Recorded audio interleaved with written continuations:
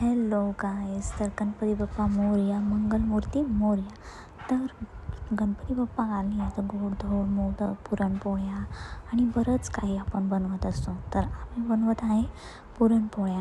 तर हे बघा, साजूक तुपातल्या आणि घरीच पीठ मळून आमच्या आटा चक्कीमध्ये आणि पुरणसुद्धा घरीच बनवून स्वतः चण्याची डाळसुद्धा आमच्याच आटा चक्कीमध्ये आम्ही पिसली आहे.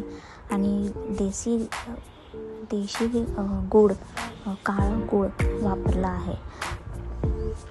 त्यात थोडीशी इलायची पावडर आणि थोडीशी सुंठ पावडर मिक्स करून असं पुरण बनवलं आहे. आणि पुरण भरून छान मऊसूत एकदम अशा किती सुंदर फुगल्या आहेत पुरणपोळ्या.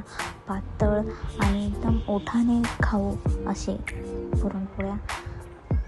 माझी आई खरंच खूप छान पुरणपोळ्या बनवते.